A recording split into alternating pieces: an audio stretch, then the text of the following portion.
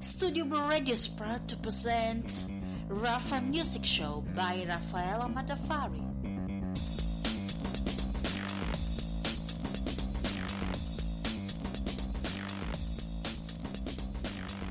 Check the microphone.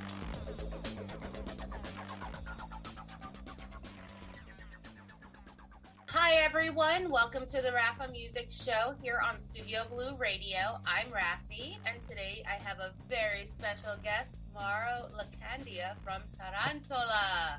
Hello everyone. Hello, hello. How are you today? All good, all good. Good? In a, let's say, a bit of a grey London, but all good, yes.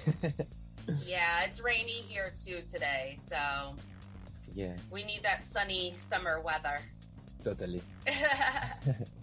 So, all right, we will just kind of jump right into it. Tell us the origin of Tarantola. Of course, as you might guess from the name of the band is referring to the spider, Tarantula, but also is referring to the legend of my hometown, of my homeland, which says there is this spider that bites people and induces them into a state of trance that can only be cured through love or dance or music or, let's say, eros in a more sexual way, let's say. But yeah, and when I moved to London, I was playing my music as a songwriter, but I was missing the connection with home, my hometown. And so I thought that would be a great idea to unify the sound and the legend and the tradition, let's say, of Puglia, the hill of Italy, basically, with a new, town where I was going to live in, which was London. So let's say we mixed the sonority of South Italy with, more Brit, modern music, let's say. Yeah. Absolutely. So, traditional Italian music and reggae dub are quite different from each other. Yes, they are totally different, but at the same time they kind of share some rhythmical patterns where the two music can blend and can meet. Even, of course, if they come from two different cultures, let's say, they still, find many common points. And for example, we can kind of say as dub music is kind of a music that is meant to very repetitive, and intended to bring into a state of mind, into a almost meditative kind of vibe. Same thing, South Italian music and all the world music and more older, music cultures, they are there to, with these continuous rhythms going on and on and on. But at the same time, Puglia, and let's say the southern part of Puglia, is what for 20 years now has been called the Jamaica of Italy. Really? Just because, yes, for the landscapes, for the weather, of course, for other reasons connected to a high use of specific plants, let's say, for medical reasons, but also for other reasons, and but at the same time. All the artists that I grew up with and I've been listening to were, reggae artists that dominated the Italian scene in the last 20, probably even 30 years. And such, yeah. And so, of course, they influenced me massively. Yeah. Absolutely. So is that what kind of inspired you to go the reggae dub route? Yeah, totally. And at the same time, let's say that we are working with some producers, and these producers are the producers of the band that we used to listen to when we were younger and kids. So of course they are influencing us literally in the production techniques, in the sounds, in the choices that we make, etc. I guess, yeah. Is there a large Jamaican community in London where you are, where your kind of music is being well received?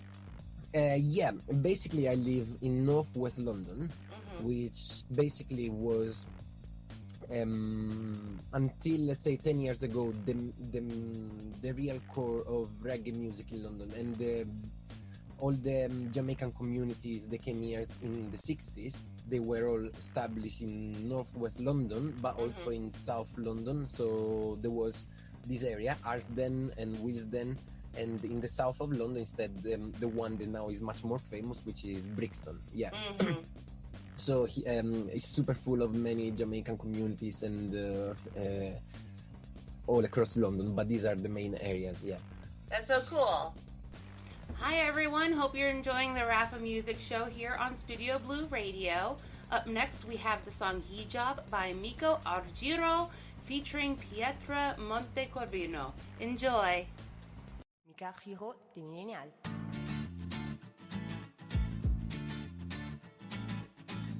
Il tè marocchino alle 3 del mattino ti si muove l'hijab, mi guardi, sorridi e mi cacci la lingua e poi ti sposto l'hijab. Che ci provi a fare se sei già il finale? Saltellera l'hijab.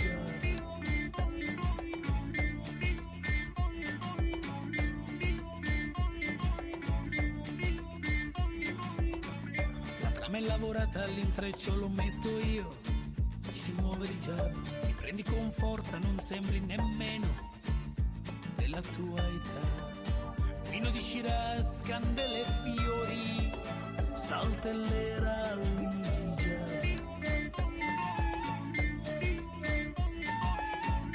Scappo di corsa se sento un rumore e mi porto l'hijab, se mi trova tuo padre mi ammazzi a ragione, seppelliscimi con l'hijab. Non si offende la tua pelle se sono un maiale, mi porterò l'hijab. L'amore vero non tiene nazione, non tiene regione, dialetto e canzone. Sono intelligente e sospiro, so bella e anche bella nera. So bella e anche bella nera. Sono intelligente e sospiro, il tè marocchino. A tuo cuore un coppo beat. Le 3 del mattino. A tuo cuore un coppo beat. Se poca stanza e sospiro, su occhi azzurri e occhi nera. Su occhi azzurri e occhi nera. Se poca stanza e sospiro. Miko Argiro di Millennial. So, when did you move to London? Oh, now it's almost 9 years, and it feels like yesterday, to be fair. And, and I moved to London mainly because I wanted to study songwriting, and so I've done my first degree in songwriting, and then I finished last year my master degree in songwriting. And so this was the main reason. But of course, then being here, I started working with music. I started playing with many bands and collaborating with many artists here, and it's becoming my, let's say, second home. Yeah. So all the members of Tarantola there in London, where you are? Yeah, all the members of the band are in London, and we are from different parts of the world, to be fair. And we are Italian. We are 2 Italians, Greece, Brazil, and England. Yeah, so we are a bit of a big mix. And anyway, all the people that came into the band, they were from different areas of the world, or let's say from different countries. And so this also explains a bit the various changes in the sound that we have during the years. Yeah. So your first single, is it Rogue Circus? Yes, one. Yeah, that came out in 2019. Yeah. How did it feel to release your first project as Tarantola? And well, it was extremely exciting because in the same day we had our first concert with the new formation, let's say, with the new band and the new style and the new ideas and the new album coming up. And we had this single release launch party in one of the most well-known reggae venues in London, but also a bit of gypsy, ska, a bit of everything really. And this place was sold out, and it was so packed that people were basically queuing until the gates outside, and we were like shocked. So basically because basically this was my first concert after 8 months of stop due to an operation to my vocal cords. Oh wow! So when we went back there, and all this energy and all these things coming together so well, literally I couldn't hold my tears. I just cried all my all the months of stop out. Yeah. And it's been amazing. Yeah, it's been. Oh, I can imagine. Yeah. The last song I was listening to before we started our call was "I Drank," and there's your earlier stuff. There's definitely a different sound than the more recent stuff. What caused that kind of change in sound? All right, there are, I would say, few reasons, but okay, of course, for in a very practical way, different people and different musicians might bring different sounds into the overall sound of a band.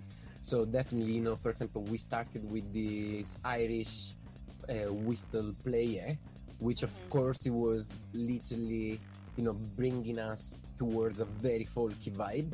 Yeah, kind of like almost like a shanty kind of music. Yeah, exactly. Like, and at the same time, a bit like Dropkick Murphys, this kind of style. They're in USA as well. They go very well. Yeah. And at the same time, it was incredible how rhythms from Ireland, for example, this dun dun dun dun dun dun dun dun dun, was just blending so well with the sound of South Italy as well. So we were experimenting, let's say, with the years, with time, with different people. But at the same time, one of the main reasons, and still in a very practical way, was the playing this kind of gypsy, super fast-paced music was literally taking our breath away on stage. And when we had to do 3-4 concerts in a row, we were literally feeling like we'd been in a fight and we'd been beaten up. You know what I mean? All our bodies was swollen, all our bodies were literally in pain, and we needed literally 1 week of stop to recover, basically. Right. And at the same time, I was missing some simplicity in communicating the messages of our song, because the other songs were very busy in the content, very busy in the arrangement, very busy in the energy.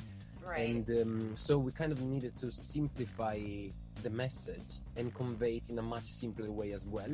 And with reggae music, which is the music that I grew up with anyway, it's easier, for example, to sing, to take a breath, and also this really helps you to connect more with the audience and express, project what you really have inside.